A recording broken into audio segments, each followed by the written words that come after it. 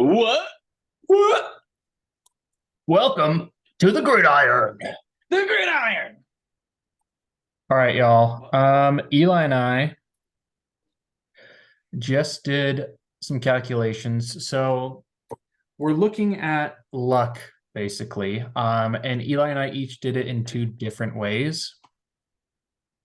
So I'll explain the way I did it first. So on this cool site, the Fantasy Football Hub, it shows us everyone's current schedule, which is this gray box, and then what your schedule would be if you played. So for example, if Sam played my dad's schedule, he'd be 7-6.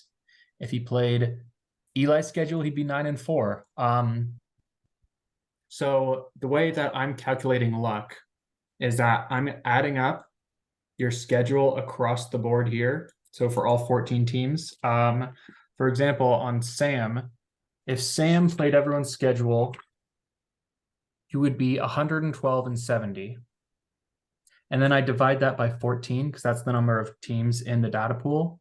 And that is exactly 8 wins. So he's averaging 8 wins across everyone's tally. And his actual win number is 7. So he's unlucky by a round total of 1 win. So that's basically how I'm doing it. So there's the expected number of wins, which is your total divided by 14, and then your actual, and then I'm just doing a plus minus based off that. So I don't have this on screen, I have it on a notebook, but the luckiest teams, and this is in order, I just did the top 4 and bottom 4. So the luckiest team in the league this year, Jason, he is averaging 2.22 wins above expected. The next luckiest is AJ, averaging 2.15 wins above expected. And then Annie, 1.72. And then Aiden, 1.3. I find it interesting that the luckiest teams are 4 of the top 5 right now, or 4 of the top 6. So yeah, the top teams this year are getting lucky with their wins, which you'd expect if, teams are winning. It's fantasy football. The ones that win more are lucky. That's why they're up there. The unluckiest team by far, in my calculation, is Eli at negative 2.42 wins. So Eli's record with everyone's, schedules added up is 104-76. So he should be averaging 7.42 wins, but he's actually only at 5 right now. So very unlucky. It's actually the highest luck or unluckiest out of everyone. Eli's the most outlier, and he's the unluckiest. Okay, Interesting. So this is the first time we did ours separately. So yeah, this is a surprise to Eli, even though he probably knows it in his heart. Gramps is the next unluckiest. He is at negative 1.71. And then it's Emily at negative 1.07. And then Sam rounds it out at negative 0.1. The rest of us are all within we're all within a number of like up to 0.9 or negative 0.9. So, luck is negligible at that point. Like we're pretty much basically where we're supposed to be. Pretty interesting. I wonder, maybe just looking through here, what people's highest and lowest possible records are. It looks like Sam could have gone 10-3, or he could have gone 7-6. So Sam's lowest possible wins are 7. There's some very interesting ones in here. I like this one of Gramps. If he played AJ's schedule, he'd be 7-6, which is quite crazy. Gramps actually has his lowest possible schedule, huh? I guess it makes sense because he's unlucky. Yeah. Gramps, if he played his own or Travis's, those are the only 2 that's putting him at 3-10. So for Pops could have won 4 times. Oh, Pops could have won 5 if he played Tate's schedule. Yeah, I think the most interesting ones are like the biggest outliers. So you, Eli, your toilet's blocked right now. You could have been 10-3 if you play Jason's schedule, who is the luckiest. So if the unluckiest guy played the luckiest guy's schedule, you'd be 10-3. And interesting. basically a shoo-in for the belt right now. And then Interesting. inversely, let's look at Jason's 4-9. I mean, he's got 4-4-9s. So like there was a 1/3 chance he would be 4-9 this year. And yet he's 8-5. Just looking at mine, my season goes from potentially 4-9 to 10-3. So there's a 6-win swing there. My season could have been even worse. That's crazy. Yeah, if he played sketch. Okay, before we move on to you, I just want to show one more cool thing on this website. And it's totally free. Just the ffhub.com and then put in our league ID, which is really easy to find. Where is it? Where is it? Maybe it's playoff odds. Yes. So this is the odds of how we're going to finish. And I just wanted to quickly touch on this because we're about to do the last week of the season. So someone's going to get the number 1 seed in the belt. I just thought it was interesting, the odds that it gives the current top 5 players. So Aiden's really strong right now at a 63% chance to get the first seed. And he's very unlikely to dip below, the third. Is that first seed or this is place first in the playoffs? Okay. Well, first seed, first place in the playoffs, same thing. Got it. Not 63% to win the championship, 63% to finish just first to finish place. Got in it. first place come next week. So this is the chance for next week where you're going to finish. And yeah, Aiden's runaway favorite for number 1 because all he has to do is win, and he's basically got it because AJ, Annie, the only 2 challengers with the same record are well below on points. So he'd need to lose for them to jump him. Interesting. Yeah. So just want to touch on that. Aiden, just win, and the belt and the bye are yours. Good luck, sir. Nice. Yeah.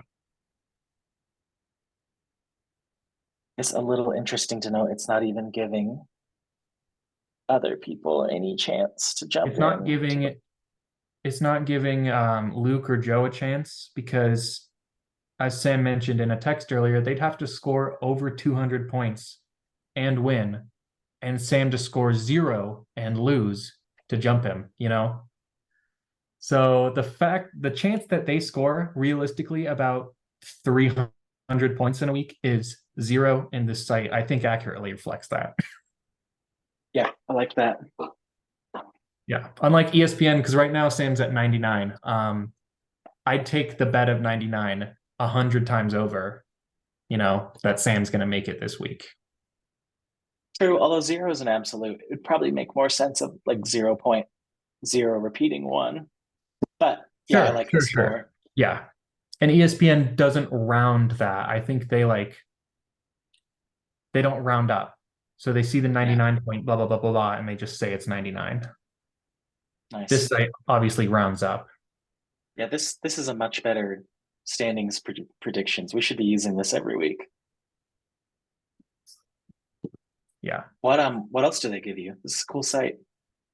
That's basically it. They give a power rankings, which is subjective. I mean, I think it kind of makes sense because it has Sam number 1. I do think he has the best team. But I think I have a better team than Annie, so I'm biasly not fully in love with this power rankings because I think I should be maybe like 2 at least 4.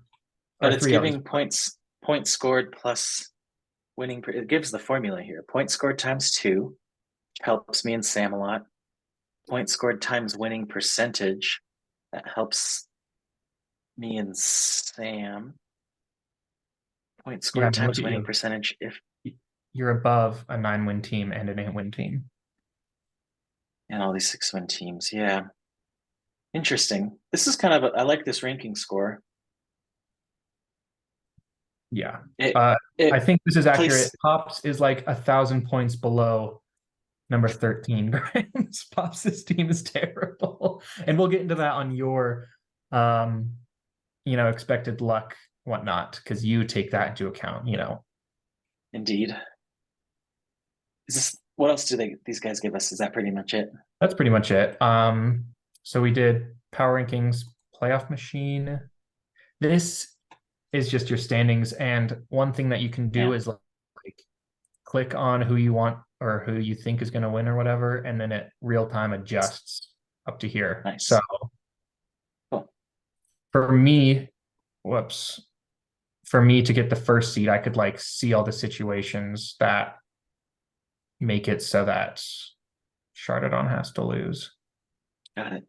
Real quick before we switch to mine, Damn. could you go back to your map of the season schedule comparison? Yeah. I want to look just briefly what the highest possible season was. 10-3. No one hit 11. No one hit 11. No. Interesting. So Sam could have had a 10-3. Aiden could have. Aiden? You could have. Joe could not. I could have. Jason could not. Gramps couldn't. Annie could. Trav, no. Emily, no. Luke, no. AJ, no. And Tate, yes. Interesting. Here's one other cool thing too, is it shows you by week how you would have done against the whole league. So I know, Sam, you sometimes say that you want to do like you get a win for your actual, and then you get a win for, I don't know, against the league. So this is how it would look. You know, like week 1, I went 11-2 against the league. Week 2, I went 13-0, 13-0, 2-11. You know, it shows you how you do against the rest of the league by week. Interesting. Which is funny to look down here because Pops had some putrid numbers. He had the worst score 3 weeks in a row. And then a total he's of 5 on a times. 2-week streak again. So maybe he'll hit 3 again. Wow. Yeah. Yeah, the drop off between Gramps and Pops, even with the same record, is pretty nuts. Yeah. Pops maybe had a historically horrible team. Yeah. And I technically did the best this year so far, which is interesting. And it makes sense in my, because this number isn't the exact number that I get when I add these all up, but I do have the same highest number of expected wins when I add these all up. Sam has the second highest, and we're really close. So that number basically matches up into the luck thing too. So yeah, look at you. You're 5th in total, yet you're in reality down here. And then look at Jason. He has the 4th lowest, and in reality, he's up here. So yeah. I mean, it makes a huge difference, your weekly luck. This one right here. I know. Week 13, Jason 1-2 against the rest of the league. The one he played was Pops, and he beat him. Yeah, that is the luckiest you can possibly be in fantasy football, and it's what makes it fun, you know. Yeah, indubitably. I don't like the idea of like you just average everything out, because then we don't have these weird outlier seasons of like Jason doing well and you doing bad, even though you shouldn't be. It's, you know, like that's not real football anyways. Well, I was thinking, or just earlier today when we were talking about the playoffs being set, I wanted to send a text like, man, I'm kind of salty about not making the playoffs or having a chance, because I checked and it's historically finishing second in points scored and currently 10th in the league is an 8 position disparity, which is the biggest of all time by, I want to say, 4 entire positions. Well, so I wanted to make maybe true, but also we've never had, this is only the second year of 14 players. So the possibility of such a big disparity is recent. It's true. But if you just glance through it, they tend to line up better. Sure. And nobody in the top 2, 3, or 4 since we've moved past 8 teams has ever missed the playoffs. Nobody in the top 3. So basically, it's never really happened before that you've been even in the top 25% in points scored and missed the playoffs. So I just wanted, like, not complaining. I love that fantasy is crazy, but I just wanted to like personally confirm, like, did I get unlucky? Because I felt like I was getting unlucky, you know? Yeah, I would I would love if they had historical data so I could go through the years and see, like do the same sort of luck calculation and see Yep. historically, is this the unluckiest season at a negative 2.42? Where does that Yeah. rank up historically? Unfortunately, I don't think I can do that, but it would be cool to see like what's the unluckiest season someone's ever had. We probably could with my calculations, I guess. Let's jump over to mine. Let's do it. Um, Taking over the screen share. Land. So I went through and I attempted to determine luck by starting with assigning unexpected wins and then comparing to the actual results. And I adjusted for league average, outliers, injuries. And Which this makes was the it formula. potentially more of a like realistic number, I do think mine's but we'll it see. does a We'll see good if it job. compares. So the luck scores in theory range from negative 13 to 13. So if your expected wins was 0, but you won all 13 games, you would have the perfect luck of 13. And the opposite holds true. You could have the perfect worst luck of negative 13, 0 representing the average. Um, and so to start, I basically uh, that's the luck score, and they're compared to expected wins and losses, which on a weekly basis are graded 0 to 1. And so everyone starts the season with basically a 6.5 score in this column, which is their expected win. So Because 6.5, we're doing this week 13, so that divided by 2 is 6.5. Yep. So everyone starts the same number of wins across the season. The first calculation we did was the highest and lowest scores on a given week. Those people are given an automatic 1 or an automatic 0 for that week for their expected wins and yada yada. And so blah blah blah. I calculated those real quick. You can see here in the top score guaranteed wins. Let me scroll over to people's names real quick. And the lowest score, I had 2, you had 3, da da da. Pops had 5. Pops was the So lowest score 5 times. meaning 5 weeks, Pops was guaranteed to lose, which hurt his score significantly. His expected wins, like that, really crushes his wins. Like giving a full, you know, large subtraction every week. Then we moved on, and I calculated. First, what I did was I took every single week of the season. I got the average winning score and the average losing score, calculated it across the season. So on the season, it took people on average 121 points to win, and it took them on average 93 points to lose.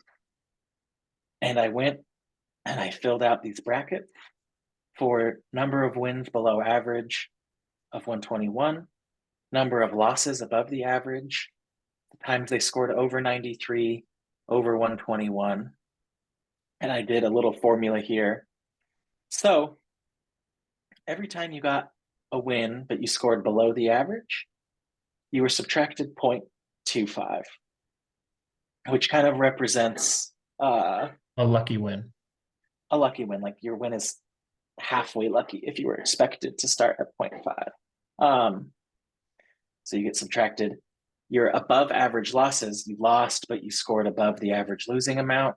You did the opposite. You gained positive 0.25. Unlucky loss. And then to help pull the outliers from the bell curve of people that scored well below 93 and well above 121, if you scored below 93, it was almost guaranteed that you would lose. And so you applied a value of negative 0.5 to your expected wins. If you had won that week, it hurts your expected wins even more, boosting your luck even more. So basically, if you won and you scored under 93, that really helped your luck.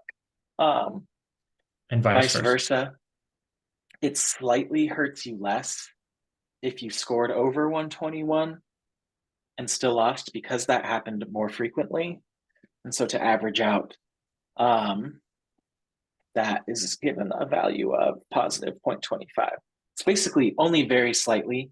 It hurts you very slightly more weeks where you scored under 93, and it helps you very slightly more less weeks where you scored over 121. It still adjusts the wins and losses for just the raw score. And then, okay, let's stop there.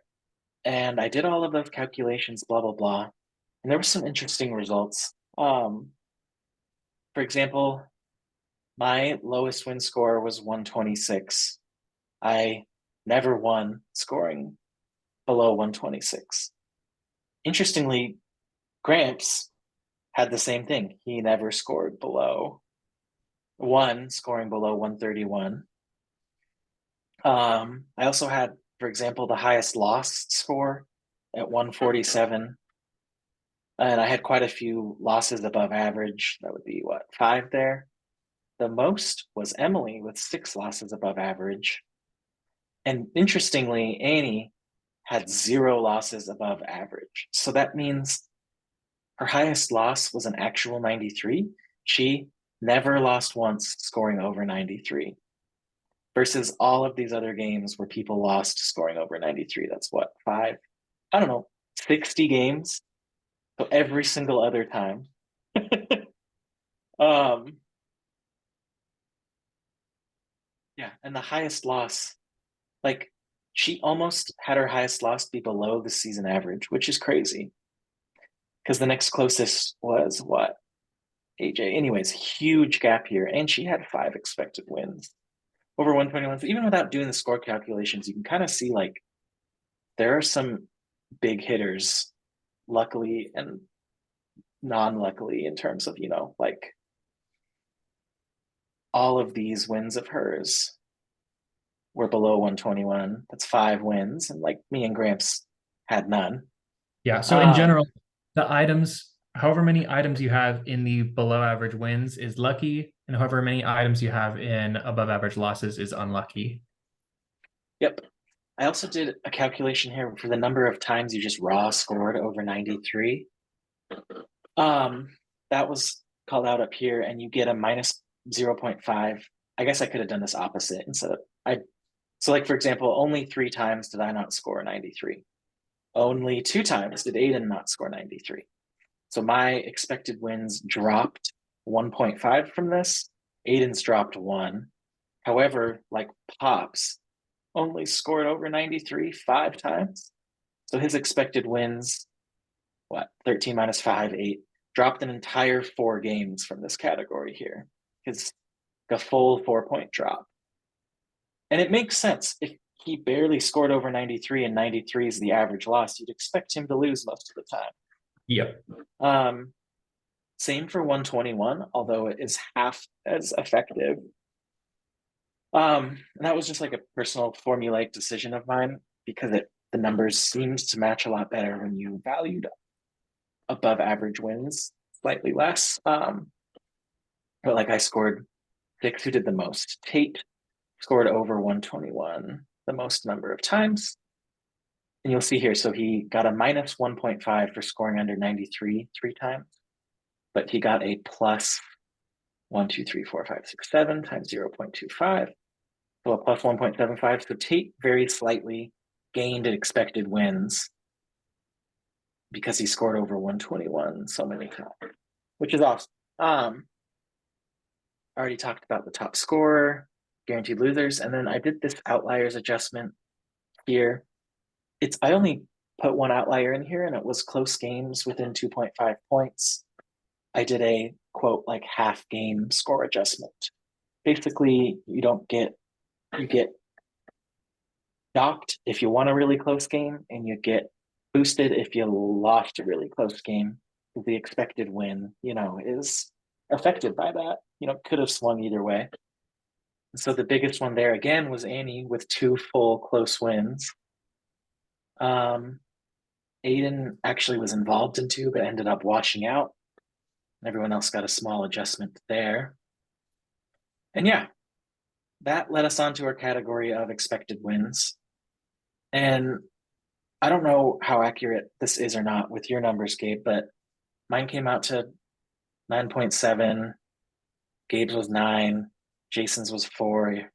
Anyways, you can see through here, Pops's was only boosted because of my formula of the outlier adjustment, him losing a close game. Pops's was literally 0.5. So Pop's basically expected to not win any games this season. Annie expected to only win 2 games this season. You can see the actual wins here, and basically what this number, this raw luck score over here is. Let me see if I can get both the names and the raw luck score. Not really. Let me real quick. Let me copy this name thing over here so it's easier to see again. Yeah, so here were the raw luck scores without an injury adjustment. So I got -4. And you got -1, Gabe. Jason got a big score. Aiden got a big score. Emily got a huge negative raw luck score. And Annie got a massive luck score of 6.25. And so I Look at guess where's Sam? Sam is right on the money. Interesting. Gabe, maybe you could clarify here with me. Who were your top 4 most lucky people? Jason, AJ, Annie, and Aiden. So Jason, Yep. AJ, Yep. Annie, and Aiden. So Yeah. yours disagrees because it has Joe in the top 5 over AJ. Yep. But that's the only difference. Yeah. And I think that primarily comes from Joe having hit the lowest score twice really hurts. And him having scored under 93 6 times so far really hurts in my calculation. Yeah, those are pretty aligned, you know. I guess I had me at the lowest. The next closest lowest was Gramps. Did you have me and Gramps in that order? You were the top 2. Yep. And then who was the? Oh, sorry, I Emily. actually had Emily. What was Emily in your calculation? She was 3rd. And then were you up there? Sam was the next. Got it. But those align pretty 3 out of 4 closely. on both. Yeah. Yeah, and the 5th wasn't way off. It was like the 4 and 5 are switched there, you know. So yeah. Interestingly for me, my score reports more than me having a horrible raw luck score. Annie had an insane positive luck score. And the way this formula works is it would be like a standard deviation bell curve. So like a +2 luck score and a +4 luck score are like an exponential amount away. You know, you'd expect way less the farther away you get from the curve. So her being this far out positive is like a crazy luck score. Here's one thing that I think is interesting because in my calculations, Annie wasn't like the worst team. She has an expected wins of 7.28, which is like good for maybe 5th highest. So I think maybe what's going on is like she's just hitting the average number and is like, sure, she's getting lucky that she's getting wins, but like against everyone else, she's putting up solid numbers. And like across the course of the season, she's like the 5th best team if she plays everyone else's record. I think her not bottoming out a bunch of times on her losses is what makes her have like a super high luck score on your end. That's like a difference on ours. It's like consistency isn't measured. It's just like, do you bottom out or do you bust, you know? Yeah, mine is a combination of being heavily focused on the difference away from the average win and loss in the season. So like her wins, a lot of Which in them. theory, it puts Pops at 0, you know, before you adjust for a close loss. And like, if you play out a season like I did, like Pops his lowest was 2 wins if he played everyone else's schedule. So he like is guaranteed almost to win games, even though he has a terrible team. He is, although that there's likely an improvement that could be made to this formula with just like a somewhat of like a randomization factor, you know? Yeah. Um, And then okay, so you also added on injuries too, which is there's a ton of subjectiveness, and injuries is one of them because like severity, how important they are, and you tried to adjust for that. I did. Oh, sorry, this number's wrong. Anyways, I did, and we did this. I did this really quickly because it's just running out of time and stuff. Um, and basically, I think we could do a much better injury um score adjustment, and it's actually completely unreflected in your one. I think Yeah. it's interesting, and actually, I want to figure out a better. This is just the raw luck score, so I think this is pretty close. And then I would like to give positive injury luck to people too. Like, I'd like to figure out a sweet formula for this. But basically, I did in-game injuries with an obvious, like undeniable impact on the outcome. Apply a small 0.15 and negative 0.15 score to the affected teams.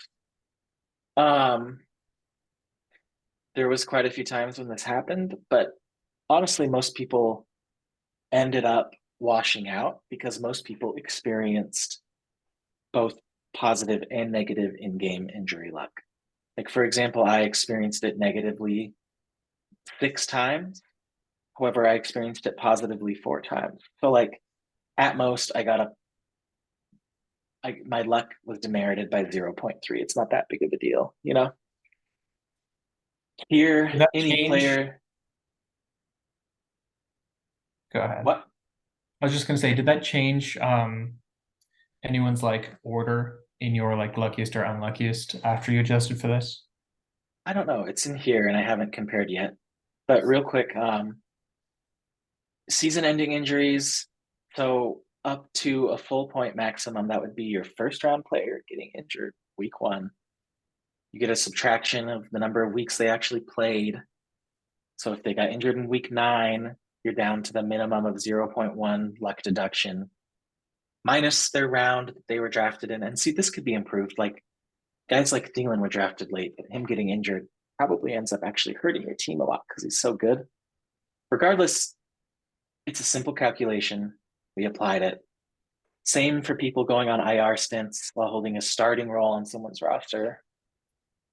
Automatic deduction of 0.1 from people that were waiver wired or drafted round 17 through 15, and 0.25 for rounds 4 through 1. And then at the let's pause there real quick. You can see in the injury adjustment, actually by far the biggest, injury adjustment person was Luke. If you could claim Luke, based on these calculations, was the most injured team. And just thinking about it, it does kind of make sense. He lost Nick Chubb, one of the only guys to like from the first 3 rounds to go fully out early in the season. That really hurt him. He lost Mike Williams. He lost Michael he Thomas. lost Michael Thomas. He traded for guys. Anyways, Luke's injury adjustment of minus 1.3 makes sense to me. Part where it gets tricky here is like Gramps wound up with a 0 score.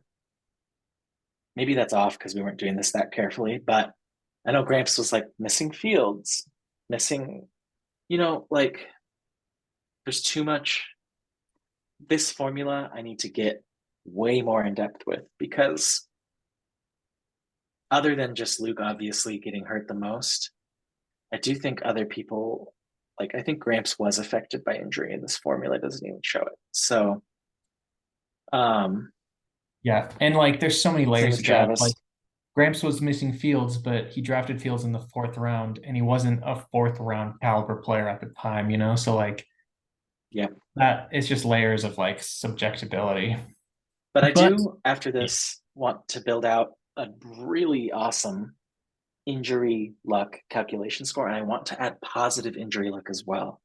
Like, for example, I had Chuba, and like Miles Sanders basically got hurt. Chuba took over, and now Chuba's actually been valuable, even though I haven't played him.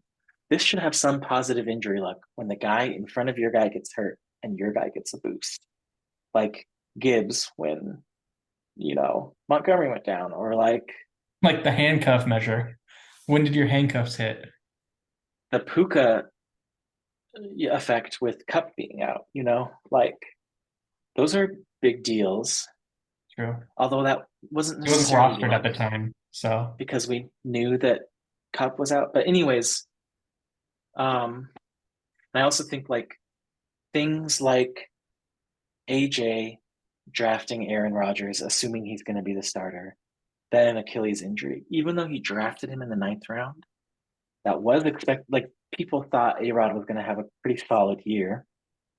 And like, it's strange because then he started playing Dak, and Dak actually wound up kind of crushing it. So like, there kind of needs to be there needs to be a scale to just analyze the full impact with factors of like, you know, I gotta figure this out. Regardless, these weren't that big of adjustments for injury because I didn't want to like throw it all crazy. Yeah, it ranges from me. Oh, Emily, Gramps, um, and you and Sam got hurt more. So like it's pretty similar. These only yeah. serves to hurt people, so it didn't really throw it that much. So yeah, it's It pretty looks much the about the same. exact. It looks very similar. Yeah. So yeah, I don't know. I not like In some, zero. we think there's some pretty lucky teams this year and some unlucky teams based on a couple things. Eli, based on both of our numbers, is the unluckiest. Yep, Um, by far in mine and in yours. And our luckiest differs, but it's Jason and Annie, in theory, that are the luckiest so far this year. totally. And then I guess just comparing these scores to the actual where's the standings? To the standings. I wanted to just do a final comparison of how both of ours matched up and kind of just how we like felt about it. Sure. I I didn't think Aiden was that lucky this season. I actually thought he got a little bit unlucky at times with his quarterbacks getting hurt. You know, I think, and I guess what does our score say over here for Aiden? I guess he got a relatively high raw luck score. So maybe I'm off there. I don't know. Maybe it just felt like Aiden was performing. I don't know. I have him as fourth highest, luckiest. So Okay. I guess I have him pretty close to there too. So I guess he felt lucky, but not absurdly lucky. AJ, same thing. It felt like AJ was winning meaningful games and was a little bit lucky. And yeah, he had a positive luck score and he's up there in the standings. he has my second highest luck score. I, no offense to Annie's team, but thought all season long, every time I looked at her team, I was like, how is she like winning these games? It's like ridiculous. And both of our stats show her as very lucky. She's my third luckiest, and you're first. I think that just mostly comes from no losses ever when she scored over 93, which is nuts. It's not the crazy stat. Isn't that insane? The only one to Versus do it. like, I mean, to be fair, Joe and AJ each only had one, that's but true. they were at 105 and 115 respectively. Like, yeah, Yeah. Well, just the difference here between like, for example, no losses over 93, whereas Gramps had four right here, and his lowest win was 131. So there's like almost a 40-point difference in Annie's you know, it's just ridiculous. Ridiculous. Anyway, Tate, I thought Tate was like really hot and cold this season. I didn't feel like he was really getting that lucky. I thought he was either crushing or like charting out, He just had the like person. closest to baseline score I had of plus 0.1, so he was the tiniest bit lucky in my calculations.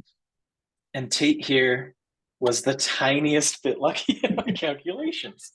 And it felt like that. Like it felt like he either totally earned his win or totally deserved his loss. Yeah. And it was really kind of just this week with me where it was like kind of close and maybe he deserved a little bit of a win this week. Um, I felt like you were medium luck all season. I was at minus 1.4, so I was the second closest to baseline. So I was pretty much right on the money for my results. And I had you at non-injury adjusted -1, injury adjusted 1.8. It's supposed to be where anything inside of 2 is pretty close. So I had you as just a little bit lucky. Were you lucky at all in Unlucky. yours? That's unlucky, but Oh, sorry, a little bit unlucky. yeah, I was the tiniest bit unlucky. Okay, that matches up. Um, Jason, I Jason, thought,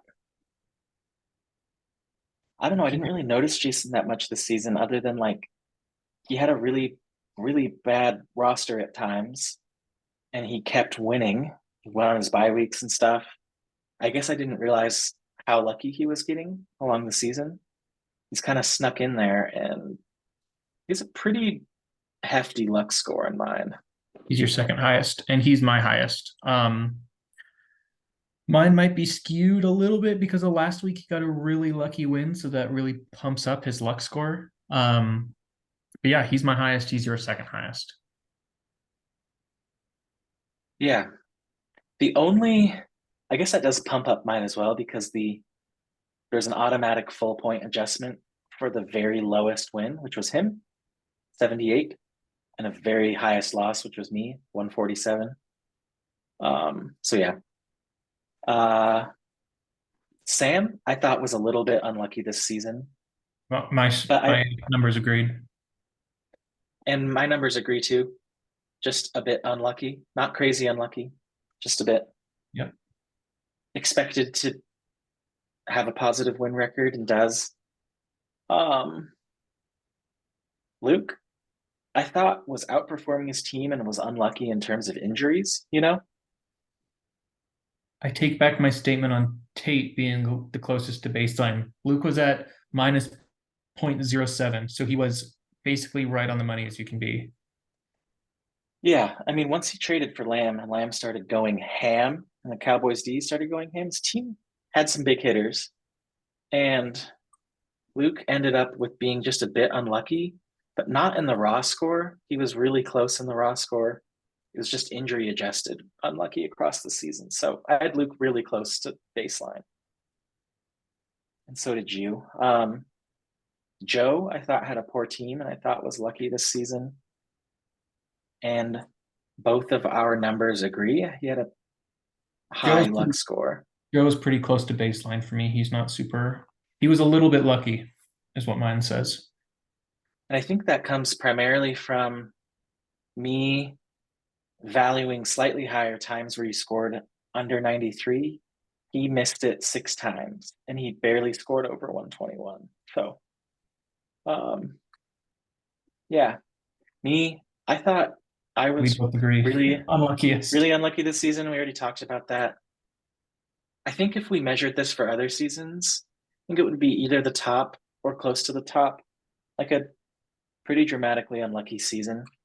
And that doesn't do the full accounting for injuries as well, which I actually think I had a pretty harmful slash devastating injury luck. I don't want to like only talk about my team, but they're really But you quick. are. Just move on. No, I gotta show it real quick. Really quick. There were um Dude, just move on. no, super quick. I You were had, you were the most unlucky. well, this game I would have won if Richardson didn't get hurt. That's subjective. Uh, Not really. It's It not. is. That literally It is is. subjective. Uh, there were up to 6 games where I could have won without an in-game injury, which is crazy. But moving on, go back to the standings. I thought Emily was pretty unlucky this season, Yep, I agree. and the numbers agree for both of us. She had the second highest. Third for mine, third highest. Yeah. Um, Travis, I thought was kind of poor all season. I thought he had pretty average luck across the board, like just personally, and the results show he was just a tiny bit lucky. Mine Not say he really was a affect, tiny bit unlucky. but overall pretty close on Travis. Um, Gramps, I thought was unlucky this season, and our numbers agree. He was my Yep. he, yep. And then I thought Pops was just absolutely abysmal this season and was lucky to even win games. Like horrible, horrible. I bet this is one of the lowest expected wins of all time, according to my charts. Like probably you'd have to try to have a worse team, I don't like know. actively try. I think I've had a worse season, and me and Aiden have both had 2-win seasons, so maybe those would be worse. But yeah, Maybe. it's at least one of the 5 worst seasons ever. I will say that. Regardless, he got lucky to win. So yeah, I mean that pretty much sums it up. And I think there is a little bit of correlation with the people in the middle have average luck a little bit. The people at the top have kind of gotten lucky. People at the bottom have kind of got unlucky. And it seems that It makes sense. the only unlucky people busting their way into the playoffs are going to be you and Sam. Somehow managed to overcome your bad luck and still make it. Maybe that's a credit to you guys having the strongest team. Like luck couldn't hold you down. Yeah, we have the 2 strongest teams in terms of wins expected across the whole season, in Yeah, terms of putting everyone else's schedule. totally. And then teams like me and Emily that were unlucky but couldn't make the cut were too variable. Like, even though we could have had great seasons and finished 10-3, we just wavered too much and wound up not making the playoffs, you know? So, like, goes to show consistently, it's better to have a very slightly higher average score than it There you is to go. like to hit Yeah. booms in weeks, which we both did. Yeah. I mean, Annie did that. She was very consistently like hitting She was numbers. And look at her, nine almost like, four.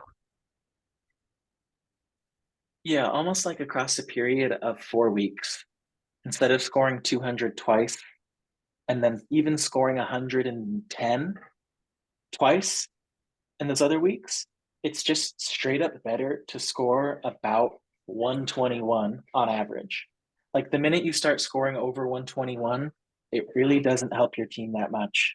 What you really want to do is scrape win when you're not supposed to win. Like that's the most positive thing you can do for your season is win when you score less than 93 points, according to my data. And tangibly, what does that mean? Like when you draft a player, you want to draft someone who is consistent.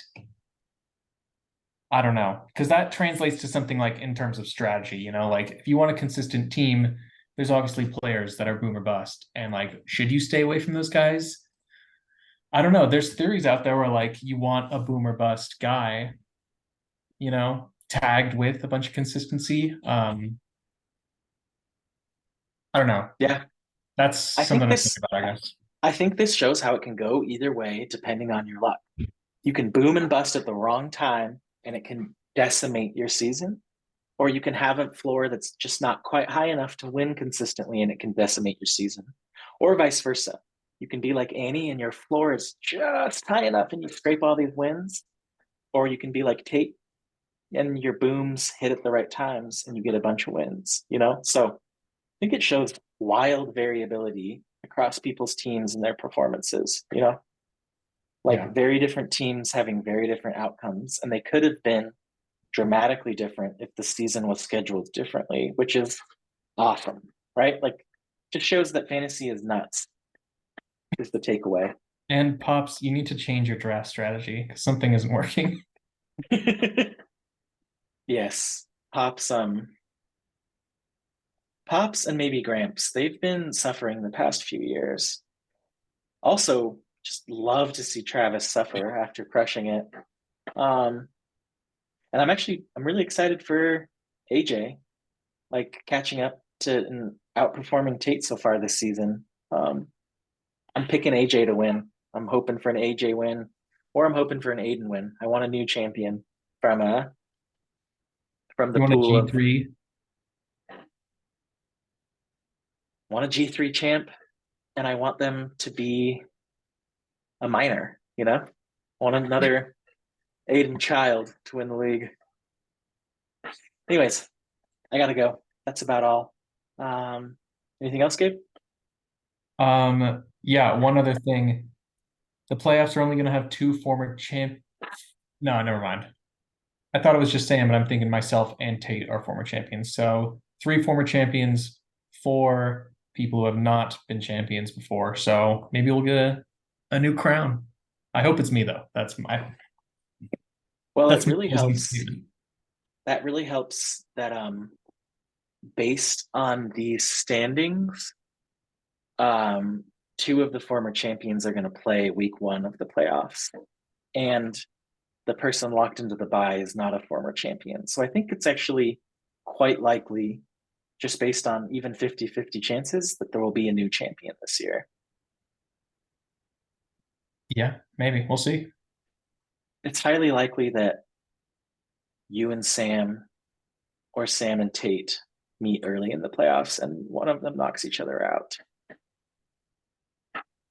We'll see next week when it's decided. Well, this has been the Gridiron. Peace. Peace. Don't be unlucky. Oh, I got to cancel the recording.